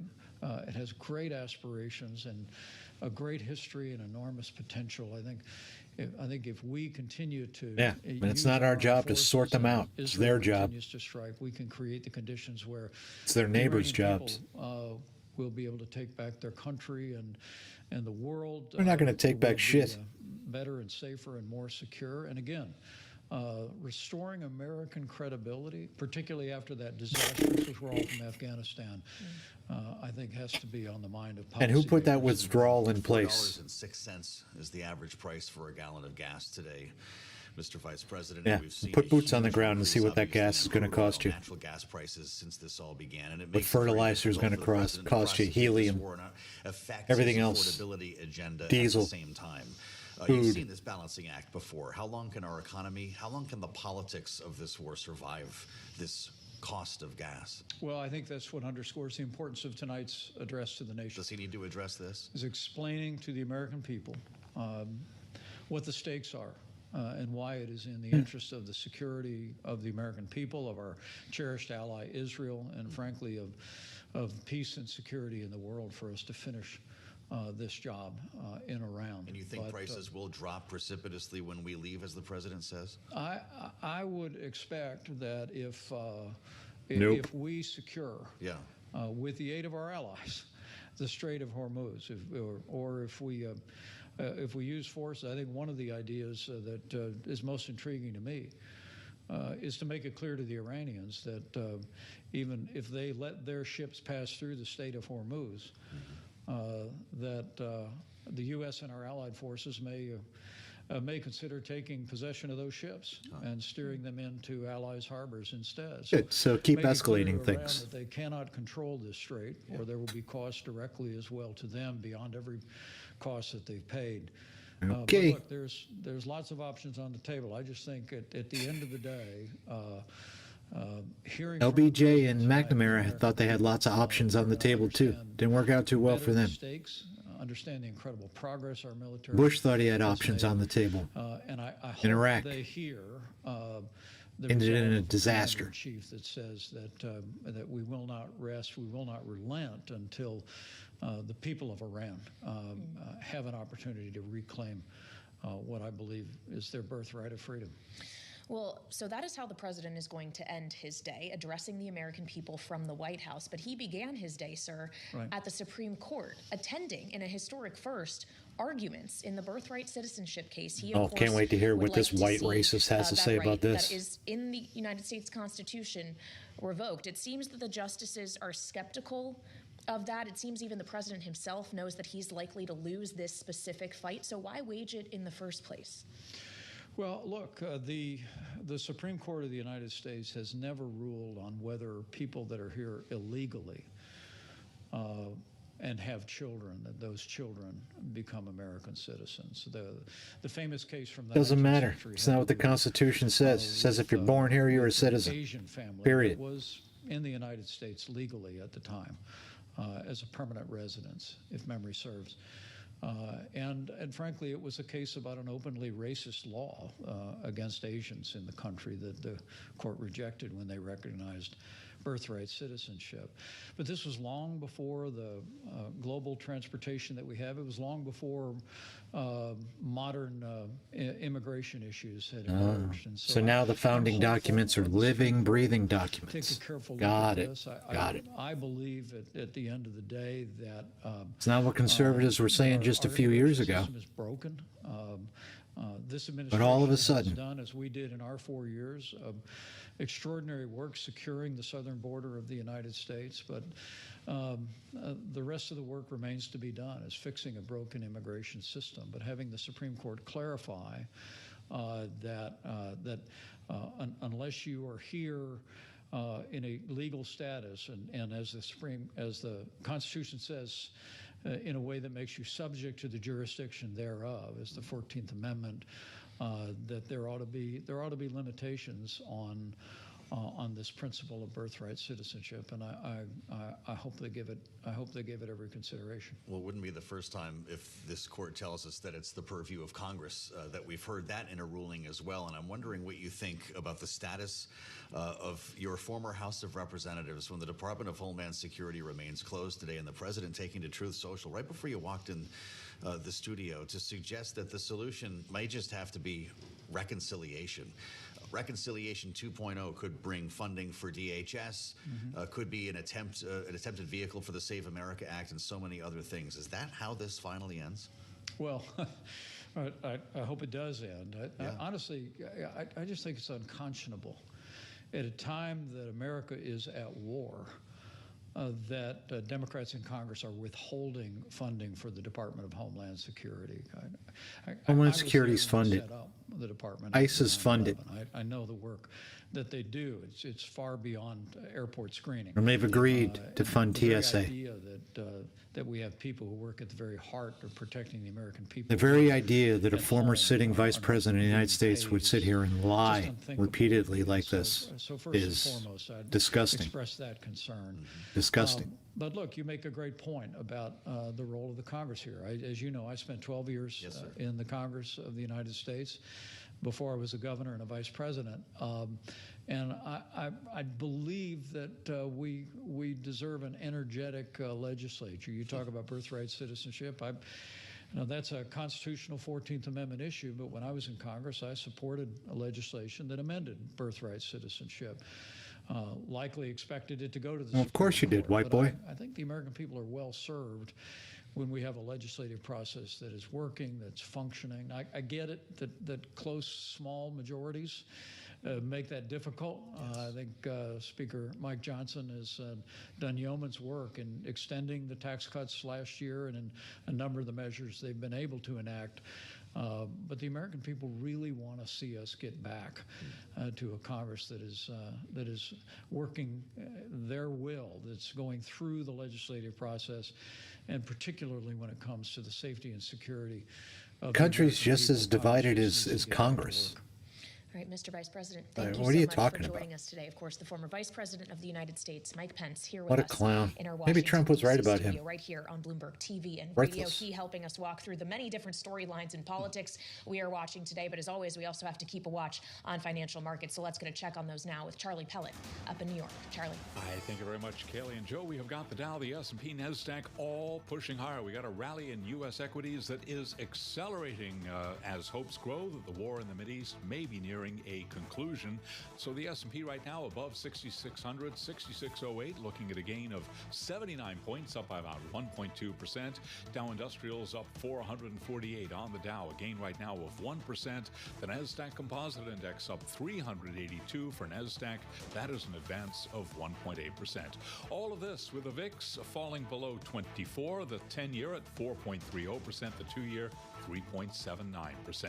Gold up 2.6%, 47.87 the ounce. West Texas Intermediate crude right now 99.38 a barrel. WTI falling by 2%. Barrel of Brent, the global benchmark, 101.06 right now for crude. That is a drop of 2.8%. So again, recapping here, stocks higher, S&P up 1.2% with the VIX below 24, and a retreat for crude 99.39 now on WTI. Joe and Kaylee, that is a Bloomberg Business Flash. All right, Charlie Pellet, thank you so much. A busy day in the markets, obviously, as we've made you aware, a very busy day in politics and geopolitics, but that's not all, because we also have to consider that sometime after 6:24 p.m. this evening, we could see a liftoff of 4 American astronauts as they get set to head to the moon, not land on it again, but setting the stage to do so. So we want to go live now to the Kennedy Space Center, where we find Bloomberg's Ed Ludlow ahead of this Artemis 2 launch, joined by a very important guest. Ed. Yeah, and that guest is Mike Karadopoulos, a Republican representing the absolute core of the Space Coast, where so much of the work for the Artemis program has taken place. Also chair of the House Space and Aeronautics Subcommittee. Congressman, there are a few that are gathered here today, probably as excited as you are about the potential of 6:24 p.m. Eastern Time. But summarize what it means to you and your constituents if we are to go off this evening. Well, it's a part of our DNA. We are literally the Space Coast. This is where, of course, we launched to the moon the first time in 1969. And to see this happening again is so exciting for our community. It's great for our economy, but it's great for America. Coming together to wish these astronauts the best as they go around the moon for the first time since 1972. And as you've driven around this community, you've seen this, not just NASA, but commercial spaces emerging here as well. That's what I allude to, Congressman. You know, in your constituents, you have engineers, scientists that have been directly involved in this program. Is there any assessment you've done on the economic impact that something like the Artemis program has on the local economy here? Oh, it's a tremendous boom. As we like to say, it's literally taking off. And all the jobs that come, not just from the big companies, but the small suppliers as well. So many of us were concerned about what would happen to the space industry after Barack Obama got rid of the shuttle program. We were afraid what would happen what happened after Apollo. But the exact opposite has happened. We've created public-private partnerships, like SpaceX are the ones who launch the satellites for communications or for military needs right here on the Space Coast, and has allowed our economy to boom. And so many people have found jobs here at NASA and at the private sector that has really changed the dynamic of our economy. We probably don't have time for the full history lesson of the origins of the Artemis program, but essentially out of George W. Bush's administration, 2005, the Constellation program. Obama was not as focused on the moon. President Trump in his first administration was, and it was carried through to Biden, and now here we are. And as we sit here today, Congressman, there are many Americans who say we have problems enough as it is here in America, financial or otherwise. Why should we be excited about America returning to the moon? Well, beyond, of course, the idea of exploring the world, or in this case, literally the space area, but this is about economics as well. It is so important that we have the technological power necessary to take on all challengers. And on the moon, you have things like helium-3 that can be, of course, a fuel for nuclear power here on Earth. You also have water on the moon, the South Pole. That's the area we really want to control, because when you have water, you have hydrogen, which is, of course, the propellant that lifts these rockets. And eventually, we believe we'll have a moon base on the moon that will allow us to launch to Mars, like we had all been talking about, especially Elon Musk. So this is a win-win. This grows our economy. This is private sector and public sector jobs, and it just shows anything's possible in America. Our audience on Bloomberg Television and those listening on Bloomberg Radio can detect there is a bit of wind and there are some clouds in the sky. you seem incredibly upbeat about the prospects of 6:24 p.m. Eastern Time. Well, we always say in Florida, if you don't like the weather, wait 15 minutes. So we might be in the spot where, as of now, looks like at least an 80% go. Hopefully these clouds will dissipate. We'll have the launch starting at 6:24. But we have about a two-hour window. I'd actually love to see about a 7:30, 8 o'clock launch, have a nice scenic to light up view. the sky. It is. And if you see a launch at night, as you have, it's like having 12 noon in the middle of the night, because the power of this rocket, 8 million tons, and that's the equivalent of 130,000 NASCAR engines are on that rocket right now. It would make it the most powerful human-rated launch system, because, of course, Starship, yet to carry humans on paper, is more powerful. A minute ago, we were talking about why the moon matters. You did not use the word China, but they have ambitions to get to the moon in 2030. How conscious are you and your subcommittee colleagues of that? Well, we're very competitive, as you know. We beat the Soviets, the communists, the first time. We expect to beat them as well. We're going to get there, believe, in 2028. And remember, the Chinese do not share our values, whether it be for life or, that matter, the environment. What happens if they get there first? They might contaminate that water supply that would be vital to really cultivating the moon's opportunities. So the Chinese do not share also respect for law. There's a treaty in place since the 1960s. It says this is all the world's property. We're afraid that if they get there first, they might try to monopolize that. That's not good for the world. Congressman, what is your assessment of the early tenure of Jared Isaacman as administrator of NASA? It would appear that he's accelerated the Artemis program and indeed the ambitions of how soon Americans get to the moon. Well, I give an A+. I mean, this guy has brought high energy, high intelligence, a clear vision of what NASA's future will be. Remember, this guy is a self-made billionaire. He's a guy who's been in space, who walked in space. He's a pilot himself. I call him the American James Bond. And he really communicates well. He's really elevated the image of NASA and the direction you see. They're dominating the news today. People see that this is the future, and America is going to lead the way, and Jared has done a fantastic job early in his tenure. Bloomberg Balance of Power co-host Kaylee Lyons made a really important point to me, which is, he outlined a plan just last week for $30 billion to establish a base on the moon. And to those in industry, $30 billion would seem like a lot.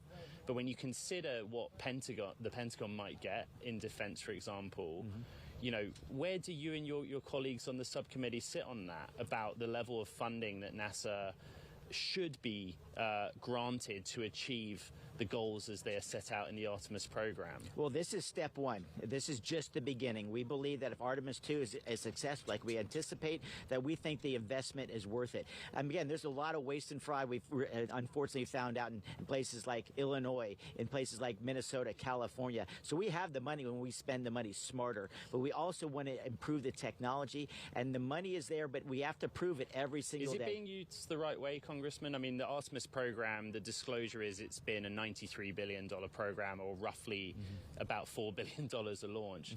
You know full well that the private players in your district, SpaceX and Boeing, can move pretty quickly. Has this been money well spent? I think it has, because the technology we've been able to accrue from these emissions. And look, we're constantly asking these companies, can we do better? And you're seeing that with SpaceX, Blue Origin. They're creating amazing rocket systems. And the idea is that we think that it will happen in the future. But we have to rely right now on the SLS rocket. It's the only one that can propel us into space. And whether it be Blue or SpaceX or some other company, we think that's the future. Can't wait to see Starship launching here in the fall. That's the future, but for now, SLS is our ticket to ride, and we're going to ride it all the way. Congressman Mike Haradopoulos, a Republican representing a district that is at the heart of the Space Coast here in Florida and at Kennedy Space Station, where at 6:24 p.m. Eastern, guys, there's a good chance that Artemis 2 sends humans back toward the moon for the first time in more than 50 years. I send it back to the Balance of Power team.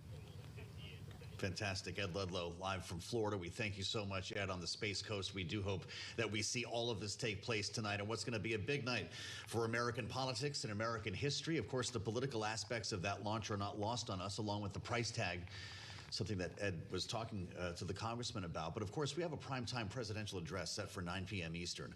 And following our conversation with former Vice President Mike Pence, what we just heard at Cape Canaveral. Let's bring in our panel to hear from Rick Davis and Jeannie Shanzano. Bloomberg Politics contributors. Rick is our Republican strategist partner, Stone Court Capital. Jeannie, democracy visiting fellow at Harvard Kennedy School's Ash Center. Jeannie, does the president seize on this tonight? This is a great American moment, assuming that the launch takes place, and he'll have a couple of hours to allow that to happen before he speaks at 9 o'clock. Is this not the American exceptionalism that this president wants to focus on? It absolutely is. And I think he will definitely do that if they take off. And boy, does Ed Ludlow have the best job in the world. I'm just sitting here in awe. But he's got his work cut out for him. And that would be a really positive way for him to begin. But, you know, this speech is a long time coming where, 30 plus days into the war, he hasn't had a prime time address to the American public. And we know, looking at the polls, we've got about 60% of Americans who disagree with the war, which is a historic low. So absolutely, the president would be well advised to start with the Artemis and all of that positive exceptionalism that America brings to the world and into space at this point, and then address what we're doing in the Middle East. But on that point, Rick, now that we are more than a month into this war, is it too late for an address of this kind to have the effect you would think is intended? I would say it's never too late for the president to address the public on an issue of war and peace. And as we've talked previously over the last 6 weeks, this is one of the aspects of this war that's been desperately missed, is the president talking to the American public about what the goals and objectives are, what does he need to see happen in order to bring our soldiers home safe. I should say sailors and soldiers. I get criticized otherwise from my Navy friends. At the end of the day, it's also an attempt for Donald Trump to make common cause with the American public, understand what their frustrations are. Trump should have done this before he started the war. This effort should have had this address beforehand. Should have got his allies on board beforehand. Not go around the world like a bully and then realize he's getting screwed and he's losing the war, and then come and beg the American people to stop not liking him and begging our allies to help him out, to bail him out of a bad situation. All right, Rick Davis and Jeannie Shanzano, thank you. Trump does everything so much. backwards as we consider, because he's a bully. The cost of living. He's that stupid. Would be one audience that is presumably watching this address tonight, is the American people, the American electorate. But the question is that the audience A lot the of them won't be primarily watching. wants to speak to, when he's told Reuters and other outlets that he has a message he wants to deliver to our NATO allies specifically. And we heard a little bit about that from his former vice president as well. There might be a bit of a scolding this evening as he floats the idea of withdrawing from NATO in an interview with the Daily Mail. It's pretty interesting that we could have a couple of different speeches in one. We're told it'll be about 20 minutes long, and we're going to bring it to you live here on Bloomberg TV and radio. Speaking of $4 a gallon gas and the cost of oil, Tom Closa will join us coming up next right here on Bloomberg.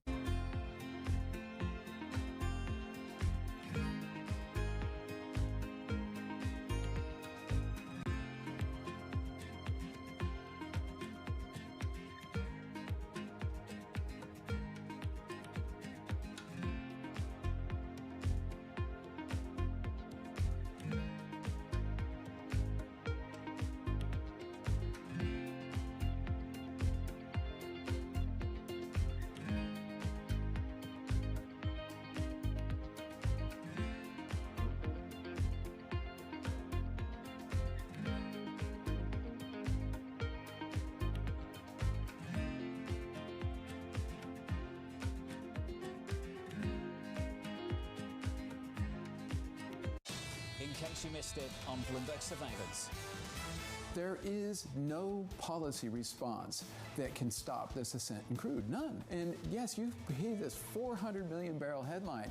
Flow rate is what matters. You know, the maximum sustainable flow rate is 2 million barrels per day. So 400, that will take them 200 days to get that out. What would you call this then? A PR campaign? It's all they have. They're going to do whatever they can. But I think the key issue here, keep the hoarding down. How much are we underpricing some of what needs to happen? I don't think we know what can happen here. I like to say, get long, buckle your seatbelt, hang on for the ride, and we're going to reprice this thing. What do you want to own? That's all you can do. Own the hard assets. Own the halos, heavy asset, low obsolescence. Own those assets and hang on. And I want want to own metal. I want to own gold. I want to own oil. This is a huge disruption. It's just not isolated to oil. I own them all. Don't miss Bloomberg Surveillance live every weekday. Got a hedge. Bringing you up-to-the-minute global news whenever and wherever it happens. I'm Jumana Bersachi in Beirut, and this is Bloomberg. When I visited Fernandez at IMAX's headquarters outside Toronto, we went to the facility where IMAX designs and maintains its cameras. The latest next. So how many times do you think Trump is going to blame Biden for something tonight? They said this speech is only going to be 20 minutes. That'd be a record for Trump. He likes to meander on and on and on.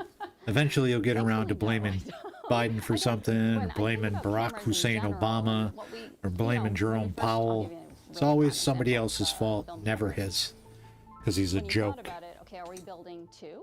Are we building 4? Are you building 8? Right? And that's where I start to think about, well, what makes the most sense from a return perspective? Because yes, Nolan wants the cameras, but how many other filmmakers out there use the film cameras? The lens that I look at it through is essentially how many do we build and in what way? Because the one thing is we are going to invest to build it right and to build it for longevity. But do you need 10 of them? No. Building 4, that was the right number. And do we potentially want to build a couple more? Maybe a couple more, but I don't think we need 10 because they won't always be in use all the time. I imagine that at different points you need to tell people no. What's that process like for you? Oh yeah, it's a key role in the CFO position. It is a word that most people are used to, and yet they still think you're not going to say it. In case you missed it on the opening trade. This time last year was too optimistic on all counts. So I think, yes, the market's asking for the hyperscalers to show a little bit more proof in the pudding. Last year it was, oh wow, you've raised your capex numbers, you're convinced, I must be convinced. Now investors are saying, I need to see the ROI on this capex before I want you to do more. Don't miss the opening trade, live every weekday. Key investors, top executives, global innovators. Join me for in-depth conversations with the biggest newsmakers on the day's top stories. Insight with Haslinda Amin, only on Bloomberg.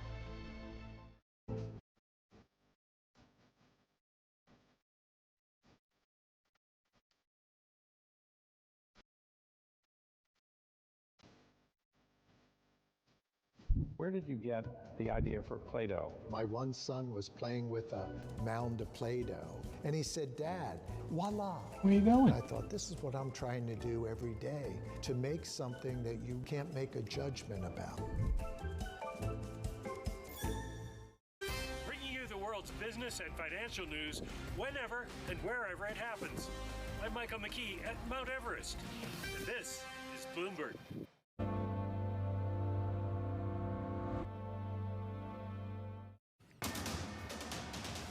It's 1:40 on Wall Street. We do check markets all day long here at Bloomberg. Stocks are rallying for a second day. The Dow, the S&P, NASDAQ, Yay. all solidly in the green. Off session highs, but still advancing on the S&P right now.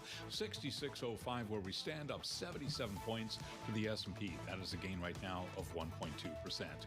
We've got the Dow higher by 439 points, up 1%. The NASDAQ Composite Index up 370 for NASDAQ, a gain now of 1.7%. The VIX below 24, the 10-year at 4.31%. Gold is advancing $116 the ounce to $47.84, up 2.5%. A retreat for crude. West Texas Intermediate now at $99 a barrel, down 2.3%.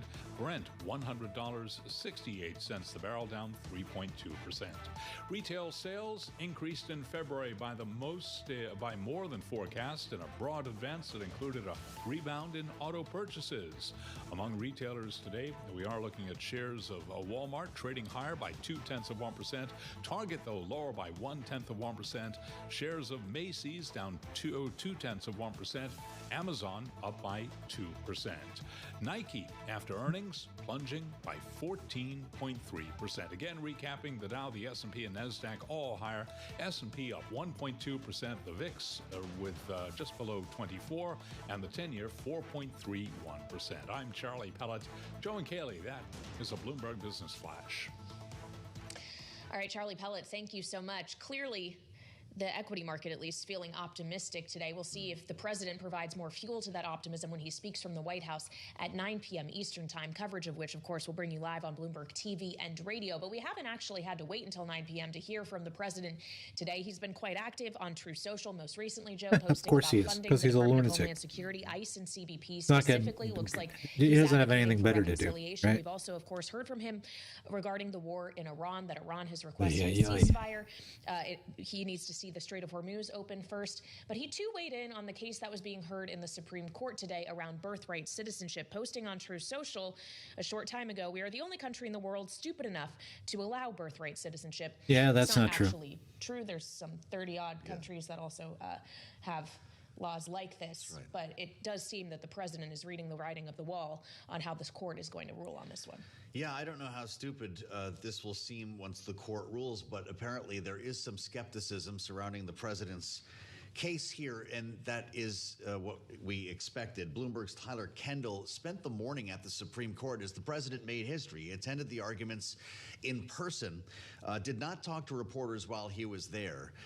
But Tyler talked to a lot of other folks. It was a rambunctious, very loud, noisy crowd. A lot of protesters showed up just for the actual arguments as the justices questioned whether this executive order issued by the president could be squared with the Constitution and federal law. Tyler's made her way back to the White House. Let's see how things are going right now with, of course, the primetime address set for 9 p.m. Eastern time in that building right behind Tyler. Did the president have any other opportunities to weigh in here? Tyler, do we expect to hear him talk about this tonight? When it comes to the birthright citizenship ruling or Iran, Yeah. because of Yeah. course, Joe, well, birthright citizenship, beyond what Kaylee just read with the president's post on True Social there, that's really all that we've heard from him. We knew that he had an Funny Easter one, Jimmy. lunch today Funny. at 12:30 p.m. Eastern. He has a 3 p.m. You're joining a bit policy late. I'm meeting, shutting perhaps down that in will open 15 up minutes. to reporters. Other than that, our eyes are just absolutely trained on 9 p.m. Eastern tonight. I can say at the moment it is a lot quieter here where I am now compared to when you and I spoke last hour outside of the Supreme Court, and we really saw President Trump make history here, becoming the first sitting U.S. president to attend oral arguments in the modern era where these justices are deciding what really is a key policy and a hardline immigration tactic that this White House is doubling Tell down him, on. Jimmy. So one to watch out You for are correct. sure, as you guys have mentioned on the They program, though. always fall Today back was on just today, whataboutism, those signals from right? the justices Oh, on but what how about under they Biden? What about could Barack vote Hussein on Obama? Bruce's assessment is They that get the that from justices Trump. were skeptical of the arguments Trump from does the it all the Trump time. administration when it comes to Sleepy Joe President Trump's Biden's executive order fault. seeking Too late, to, Jerome Powell. bar Yesterday he brought up Barack Hussein children of Obama undocumented immigrants because from he's a gaining racist piece of shit. citizenship, but at this point the case isn't decided. We're They expecting can't that ever to just happen make the before, case for the their end of boy June, without when using the whataboutism. court's term is ultimately up. All right, so the justices obviously have some decisions to make and some time to do so. The president, arguably, Tyler, also has some decisions to make on a shorter timeline when it comes to Iran. He told reporters last night 2 to 3 more weeks of this conflict. Should we expect echoes of that in his address tonight? Kaylee, at this point, a White House official tells us here at Bloomberg News that this is going to be an operational update, in their words, when it comes to what is happening on the ground in Iran. We are expecting this to be a tactical update, as this White House has really been trying to tout the tactical successes, and President Trump yesterday reiterating that the U.S.'s main goal here is to ensure that Iran is unable to get a nuclear weapon. But the question about How are what they a supposed to potential do that? off-ramp could look like has really been fueled. We over the haven't last secured any 24 hours, uranium. because you had President We Trump haven't yesterday stopped them suggesting from that he being does able not to need build an anything. agreement to be in place in order to cease So where's the win? military We don't have operations in regime Iran. change. But then, of course, we heard from him earlier We haven't today shut down their demanding that nuclear the Strait of Hormuz capability. be open before the Strait of US agrees Hormuz to is still any potential closed. ceasefire. Iran has pushed Where's the back win? that they have even offered that a ceasefire could be on the table, as we try to delineate where potential diplomatic talks stand now. As you both well know, the White House maintains that negotiations are indeed ongoing. We heard from Secretary Pete Hegseth With who? just yesterday Who's Trump saying that they were negotiating with? gaining Himself? Strength, though, at this Clown point, shoes Iran Rubio? maintains that they are not in these formal talks with the U.S. All right, Bloomberg's Tyler Kendall live at the White House, where we will be hearing from the president later. Thank you so much. And of course, a big question on the market's mind is how will the president, if at all, address the reopening of the Strait of Hormuz? This is an issue specifically that the oil market is fixated on, but of course has broader ramifications for the global economy. And it's something we discussed on Balance of Power last evening with the CEO of the American Petroleum Institute, Mike Summers, whose, of course, member companies are in theory benefiting from higher oil prices, but who issued a warning about the necessity of reopening the strait. The bottom line is we have to get the strait open, and we have to get it open soon. If the Strait of Hormuz remains closed, prices are going to remain at an elevated level. The pain on consumers is just going to be too high. So the top priority has to be to get the strait open as quickly as possible. Agreed. So for more on this, we turn to So tell Trump to grab his toys and go home. Here with us on Bloomberg TV and radio. Tom, I'm curious. Putting boots on the ground is not going to get the strait open quicker. It's not going to happen. It's going to escalate everything. As the U.S. leaves, the strait will automatically be open. What's the consequence if it is not? I think the consequence is we go higher and oil prices become an abstraction. And I would probably counter some of the things that the president's saying with the notion that, you know, we've seen a regime change, and the regime change is not in Iran. The regime change is in the people that operate in the Strait of Hormuz. And even if there's peace or progress on peace, we're probably looking at weeks of that strait having at least some sort of modified traffic. So today is an interregnum. Today maybe look back as a day where, well, the president jawboned the market down, but I think the market's going higher.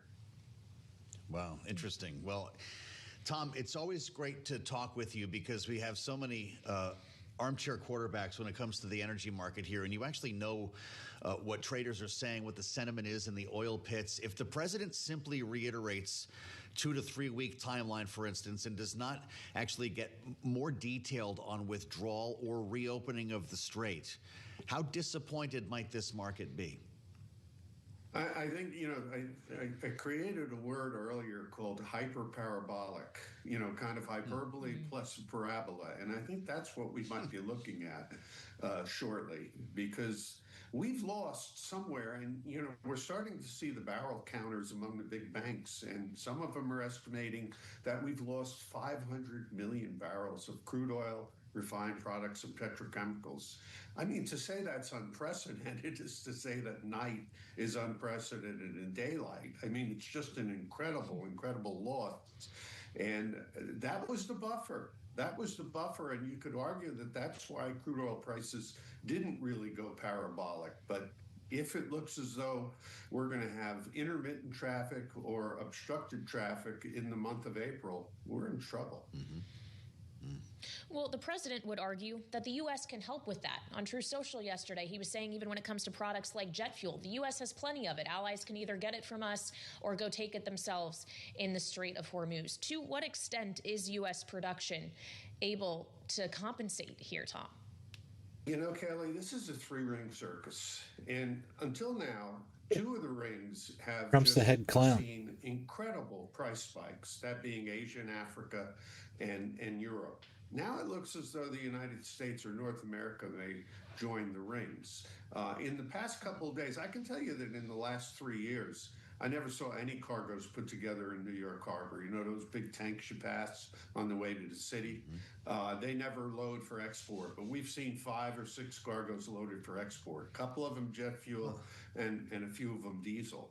It's wonderful, and it's great for capitalism to send it overseas where the prices are higher, but ultimately it may end up biting us in the behind. Really interesting. I want to get into the price of gas here, Tom. We're at $4.06.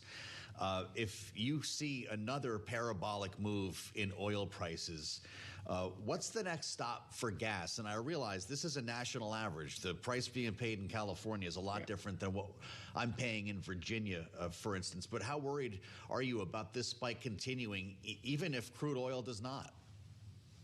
I think that they have some levers they're going to pull, even though those levers may not make sense. For example, I do think that we would see a federal tax holiday, and that's 18 cents of wherewithal then.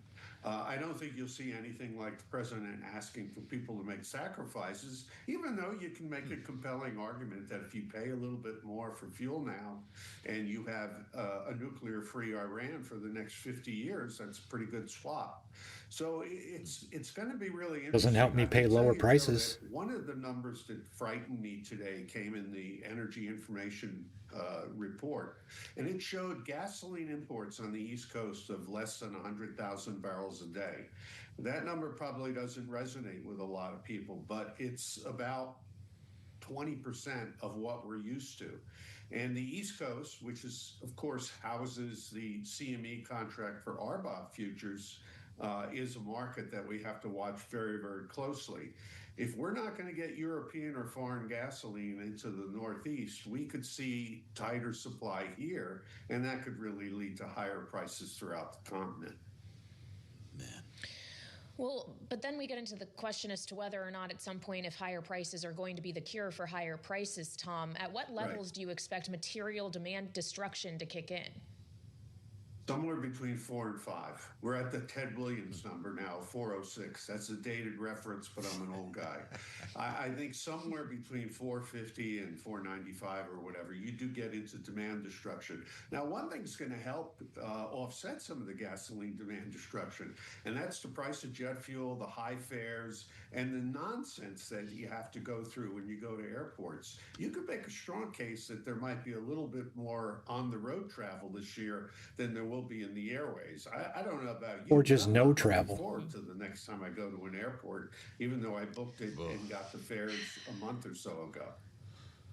I'm supposed to go to the airport with a 7-month-old baby tomorrow. So I cannot tell you how much I'm dreading it. This is going to be fine. I just know he's going to be a great traveler, Tom. When you think about all of the derivatives, though, which one do you worry about the most? Is it the doubling in jet fuel? Is it gasoline at $4? Or should I be asking you about diesel or something else? No, I think jet fuel is going to be okay. And I think, one of the big helps there is that we've got this huge new refinery in Nigeria that probably can't make gasoline for North America, but can make a lot of jet fuel. The typical refinery might make 9% of its yield on the jet fuel side. So I think that'll correct. It's just that was a product that was so low in storage. We don't store jet fuel a lot. You store gas oil and heating oil and diesel. And to a certain extent, you store gasoline, although you have the problem of the winter gasoline is inappropriate for use in the spring and summer. And by the way, you're going to see that in the Northeast. If you think that prices in the Northeast are moving up a little bit higher than normal, that's because they are. And it's because we're switching from the winter blend, where you have a lot of cheap components, into the summer blend, where you don't. Tom, we have just about a minute left here. Just quickly, if for whatever reason the U.S. isn't able to secure the reopening of the Strait of Hormuz, if Iran is successful in implementing fees to transit the strait of some $2 million, how would that translate into the actual price of the product on those vessels? About $1 a barrel, right? I think that if we have an impeded Strait of Hormuz in the month of April, we are looking at 130, 140, and then all sorts of numbers. There is some symmetry in the market that indicates a possibility of going as high as 200 to 240. How they're going to implement that, I don't know. Do they have an easy pass in the Persian Gulf? Maybe they can do something like that. But it's likely to be wrought with corruption and problems or whatever. So we really need the strait to be reopened. I don't agree that often with Mike Summers from API, but I agree with him on that. That says a lot. From Tom Closa, we learn a lot every time we talk to Tom, and we thank you so much. Chief Energy Advisor for Gulf Oil. We've got a lot left today, and we'll meet you at 5 p.m., the late edition of Balance of Power here on Bloomberg TV and radio. All right, everyone. Thank you for joining. I'm going to shut down the stream for today. I'll be back again at 4 p.m. on Friday. Please remember to like and subscribe.